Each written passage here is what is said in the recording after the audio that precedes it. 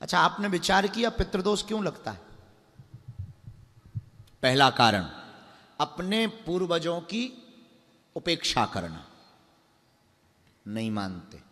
हम 2020वीं सदी में जी रहे हैं। हम मॉडर्न जमाने के लोग, पढ़े लिखे लोग। हम कौवा पर, गौ माता पर, कुत्ता पे भरोसा नहीं करते। ठटरी के बरे बनने पर भरोसा करते हो? तुम कौवा पर और कुत्ते पे भरोसा नहीं करते, पर अगर तुम बन जाओ तो भरोसा करोगे? बुरा मत मानिएगा, ये भरोसे की बात नहीं। कौवा प्रतीक है, श्वान प्रतीक है, पूर्वज नहीं है हमारे, प्रतीक है, उन तक पहुंचाने का संदेश वाहक है। अब वो आपको ये जो पद्धति रखी गई, ये वो पूर्ण तरीके से वैज्ञानिक पद्धति है, अंधविश्वास की पद्धति नहीं, वैज्ञानिक पद्धति है। कौवा को ही भोजन क्यों कराया जाता? कौवा की एक आदत रहती है, वो हमेशा मिल बांट करके खाता है। कौवा की दूसरी बात, कौवा की एक आंखी है, एकाक्षरी है, यहां भी घुमा लेता, वहां भी घुमा लेता, एक दृष्टि से सबको देखना। कौवा यम का प्रतीक है, कौवा एक प्रतीक है। कौवा हमारा पूर्वज नहीं है, बुरा मत मानिएगा। तुम तो इसलिए भी परेशान रहोगे, जियत पिता को दीन न नीर, मृतक पिता को हलवा खीर। जब तक बाप जिंदा रहा तो तुमने पानी नहीं पिलाया, मर गए तो तुम हलवा खीर छतों पर रख रहे। या बाप कौवा बन के आएगा, ठटरी के बरे। जिंदा में तुमने पानी नहीं पिलाया, अब मर गए तो बाप कौवा बन के आएगा। जियत पिता को दंगम दंगा, मृतक पिता पहुंचाए गंगा। जब तक बाप जिंदा रहा तुमने पानी नहीं पिलाया, अब तुम गंगा जी पहुंचा रहे। तो पितृदोष का पहला कारण पूर्वजों की उपेक्षा करना। दूसरा कारण, अंतिम संस्कार ठीक से ना होना। तीसरा कारण, श्राद्ध पक्ष का हास्य बनाना। केवल हम सनातनी ऐसे हैं जो अपने ही चीजों का मजाक बनाते, और आपको ऐसी पोस्टें रोज मिलेंगी। अभी कृष्ण जन्माष्टमी आएगी, ऐसी ऐसी पोस्टें आपको मिलेंगी कि सुनकर अच्छा खुद ही शेयर करते हैं। महाडॉन आ रहे हैं। एक आदमी हमें मिला, बोले कि आपने ये मैसेज पढ़ा? उनका क्या? बोले कृष्णा ये करें तो लीला, हम करें तो कैरेक्टर ढीला। हम कहा होना ही चाहिए तुम्हारा तो। बोले मतलब? हम कहा तुम भगवान की सुमी चल रहे हो, भगवान की समवस्था पे चल रहे हो। भगवान ने तो 7 साल की उम्र में जहर पी लिया था, बेटा तू पी ले, सेल्पास की गोली खा। ज्यादा भगवान की नकल कर रहा है। एक काम करो, उन्होंने 7 वर्ष 11 माह की अवस्था में गोवर्धन पर्वत को उठा लिया था, तू अपनी लुगाई को उठा के बता। भगवान की बड़ी तू उस पर चल रहा है, एक काम कर। बोला क्या? हम कहा एक बात बता, भगवान की उसमें पक्ष चल, उन्होंने कालिया नामक नाग के ऊपर नृत्य किया था, तू ब्लैक कोबरा को पकड़ के बता। नानी याद ना आ जाए तो कहना बड़ा भगवान के पक्ष में, बड़ा भगवान के जैसी चलने की आदत कर रहा है? भगवान ने तो महाभारत का युद्ध किया था, तू एक काम कर, रूस और यूक्रेन के युद्ध में बीच में खड़ा भर हो जा, परदादी याद आ जाएगी, ठटरी भर जाएगी 2 मिनट में, धुआं धुआं। हाँ, पता ही नहीं लगेगा कि अंतिम संस्कार किसका करना। हम भगवान के भगवान, अरे भगवान भगवान है, वो परमात्मा है, हम नहीं चल सकते। हम अपने गुरु के जैसे नहीं हो सकते। हमारा गुरु गुरु है, अब हम उसके जैसे हम आदत करें कि हमारे गुरु जी सीधे थे, दाढ़ी इतनी लंबी दाढ़ी, ऐसे चलते थे, ऐसे बोलते थे, ऐसे करते। ठीक है, उनका जमाना ठीक था। आज के जमाने में हम वैसा करें आफत हो जाएगी। या तो लोग हमें स्वीकार नहीं कर पाए। गुरु गुरु है, हमें गुरु के जैसा बनना भी नहीं, गुरु को देख करके हमें चलना है। हमें उनकी जैसा कुछ पाना भी नहीं, जो वो दे रहे हैं वो कम नहीं। हम लोग इतने विचित्र लोग हैं, सनातनी केवल अपनी ही चीजों का मजाक बना, अपने संतों का मजाक, अपने तीर्थों का मजाक, मंदिरों का मजाक, पाखंड की दुकान, संतों का मजाक, ढोंगी पाखंडी। कभी तुमने किसी मुल्ला को नहीं देखा हो। मुसलमान कभी नहीं अपने मौलवियों की बेइज्जती करते, लेकिन हम लोग करते। हम उनके विरोध में या पक्ष में नहीं है किसी के भी।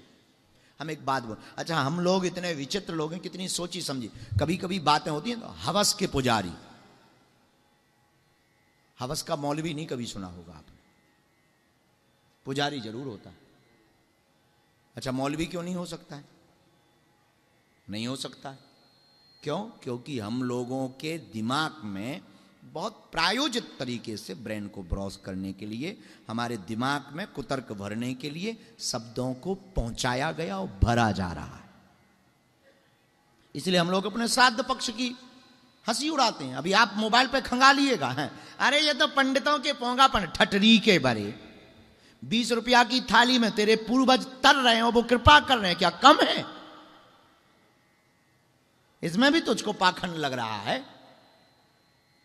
कोई आचार्य ब्राह्मण अपना घर छोड़कर तुम्हारे घर पर भोजन प्रसाद पाने आएगा तो वो कुछ नहीं देके जाएगा, तो अपना पुण्य कर्म तो तुम्हें देके जाएगा।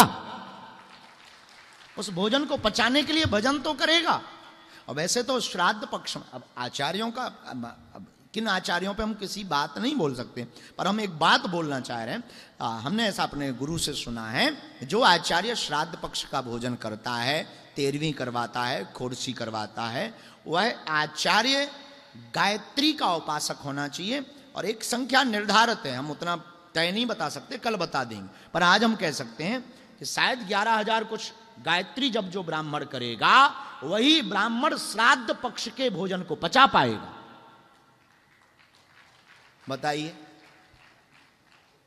ये तुम्हारे घर भोजन भी करने आए, 11,000 तुम्हारे लिए जो है गायत्री मंत्र भी पढ़ें और पोस्टों में बदनामी भी सहें, जय बजरंगबली की। बड़े मजेदार लोग, बुरा ना मानना, हम ब्राह्मणों के पक्ष में या विपक्ष में नहीं, हम जातिवाद के बिल्कुल भी पक्ष में नहीं हैं। हम सिर्फ हिंदुत्व के पक्ष में हैं, लेकिन हमारे पूर्वजों के जो संस्कार हैं उनको मानेंगे, बोलेंगे, उन पर खुद भी चलेंगे, और हम अपने मानने वाले लोगों से भी कहेंगे कि आप भी मानिए और खुलकर मानिए। जब प्यार किया तो डरना क्या। हाँ, झंझट खत्म। लोग क्या बोल रहे हैं ये उनका काम है, आप करो। तो पितृदोष लगने का पहला कारण पूर्वजों की उपेक्षा करना, दूसरा कारण अंतिम संस्कार में सम्मिलित ना होना। और कुछ लोग सम्मिलित होते, जैसे जेम्स भाई आए, ऑस्ट्रेलिया से आए, ये हमको जब मिले तो फिजी इंडियन, तुम्हारा परिवार तो फिजी का ना, ये फिजी इंडियन जेम्स भाई, तो हमको ये मिले, बहुत अच्छी बात बोले। जरा आप बताइए, वो प्रश्न आपने हमको गाड़ी में बोला था, एक प्रश्न, खड़े हो, आपने एक प्रश्न बोला था ऑस्ट्रेलिया में, जब हम गाड़ी चला रहे थे, हमें ये बताना नहीं चाहिए, कोई गाड़ी चला रहा था, आप बता रहे थे, क्योंकि लाइसेंस नहीं था। गुरुजी, नहीं, हम पे लाइसेंस है, इस धोखे में मत रहना कोई RTI लगा दे, अपन पे लाइसेंस है। हाँ, क्या प्रश्न था? गुरुजी, वो प्रश्न था, मृत्यु जब होता है तो 10वीं रोज और 13 रोज कब से गिनते? जो दिन से आग लगता है वो दिन से, कि जो दिन से प्राण छूटता है वो दिन से? जिस दिन अंतिम संस्कार होता, आग लगता है, उस दिन से दिन गिनना प्रारंभ होता है। धन्यवाद गुरुजी। लेकिन आपने एक प्रश्न और किया था कि कुछ गड़बड़ कर दिया था जी, अंतिम संस्कार में, क्या हुआ था? मेरा मृत्यु हुआ था। किसका? मेरा पिताजी का। तो हमने, पिताजी मेरा वो तो कर्मकांडी ब्राह्मण था, तो हमेशा वो जो रोज से आग लगता उसी दिन से गिनता था 13 रोज। और हम क्या किया, वो गलत हुआ, उससे पंडित जी से सबसे पूछे वहाँ कि जो दिन से आत्मा छूटती है वो दिन से गिनते हैं। गिनती। खैर ये कोई बहुत बड़ा दोष नहीं, पर उस दिन से गिनना चाहिए जिस दिन अंतिम संस्कार हो, आग लगे। जी। ये ऑस्ट्रेलिया से आए, भारत 2-3 बार ही आए हैं जी अपने जीवन में, क्योंकि इनके पूर्वज भारत से एग्रीमेंट के तहत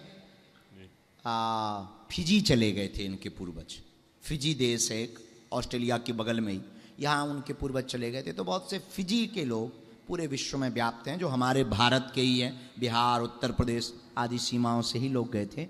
तो ये वहाँ के। एक बात और हम आपको बता दें कि पितृदोष लगने का एक कारण, विदेशों में, अब भारत में बड़ा अच्छा चलन है इसका। हम एक कोई सज्जन के यहाँ गए थे, अब कोई मुंडन नहीं होता है, थोड़ा नियम कर लेंगे, यहाँ पे कर लें, बस हो गए।